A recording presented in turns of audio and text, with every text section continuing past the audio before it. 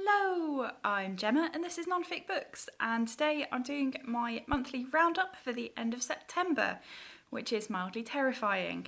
But I have read 4 non-fiction books this month, and the first one I don't actually have with me because I've lent it to the lovely Jordan over at Where There's a Quill, and that was Queen Emma and the Vikings by Harriet O'Brien.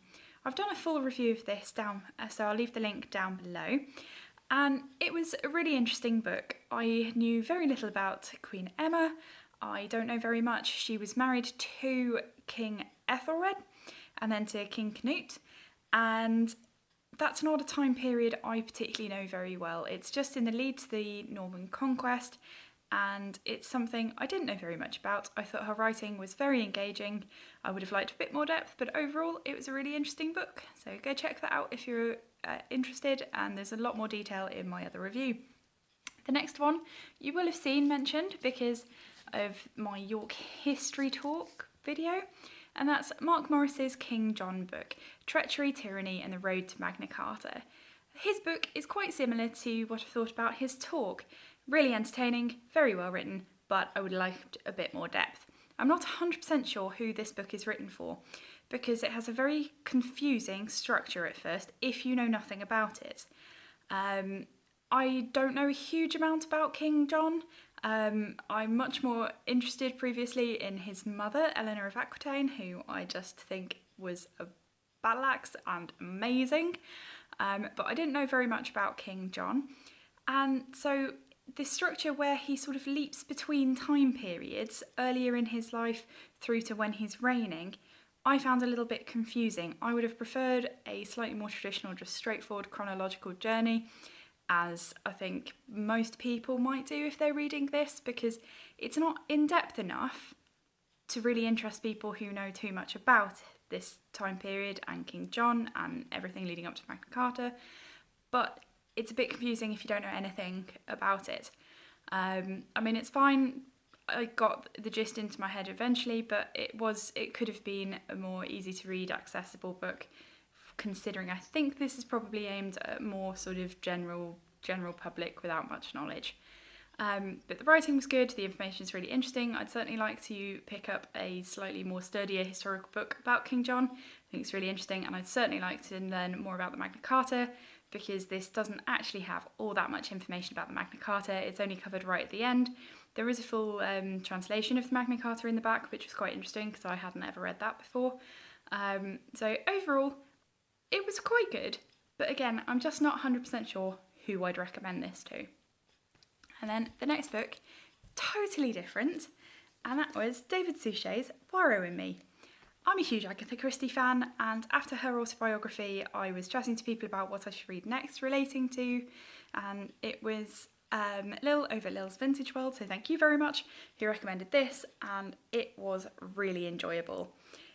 I don't normally read celebrity memoir, it's just not normally something I'm interested in, but as I love Poirot and I have a lot of respect for David Suchet, he's a very intelligent, very talented actor, I thought I'd give it a go.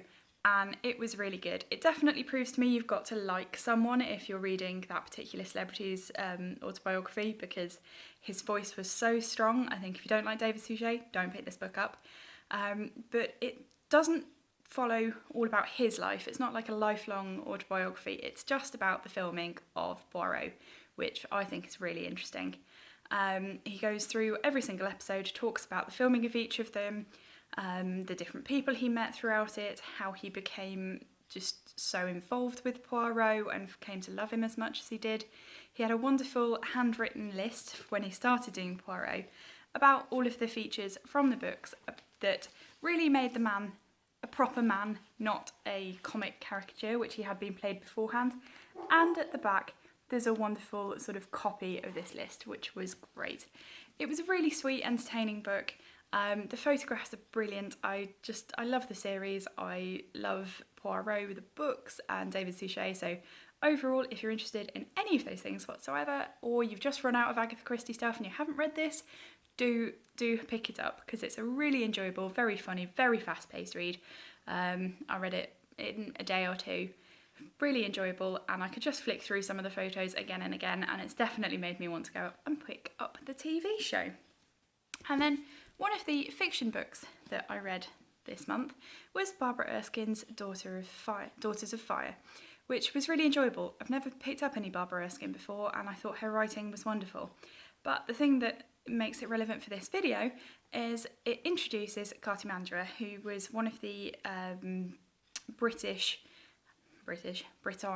queens around the time of the Roman Empire. So I thought that was really interesting. I don't know anything about her. I'll go up and pick a book up on her. And there's very few, because there's almost no evidence for her.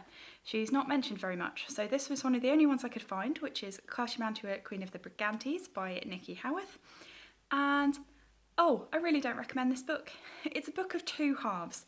The first half, when she's not dealing specifically with Cartimandua and she's setting the background for this time period, was really nicely written, well researched, very interesting. And then she goes on to talk about Cartimandua. And as there is only a few lines about her ever in any of the historical documents that survive, really, she just goes into the world of fantasy. And honestly, I'd just rather read the actual fiction book than this, which sort of claims to be non-fiction, but in fact, half of it she's just making stuff up. And yes, it's sort of an educated guess, but it's definitely not worth a full book. She goes on to say things like, oh well, the reason that her tribe might have been so upset about her second marriage may have been because she married a Roman, even though there's no written evidence for that at all. And then from that point onwards she said, oh, and they didn't like her because she married a Roman. And that's not how you do it. No. So don't pick up this book. I'm really, really gutted that there is so little information about Cartimandua because she's really interesting. I wish she more had survived in the historical record, but there hasn't. So sadly, this sort of book doesn't really work. The one thing I did like about it is there's quite a decent amount of archaeology in it, which you all know me and my love of archaeology, so win for that. But that's the only really positive thing about this book. I wouldn't pick it up. So those are the 4 books that I read in September. If you have any questions or comments, do leave them down below, and if you have any suggestions based on this, definitely do leave those down below as well, and hopefully I will see you in a video soon. Bye!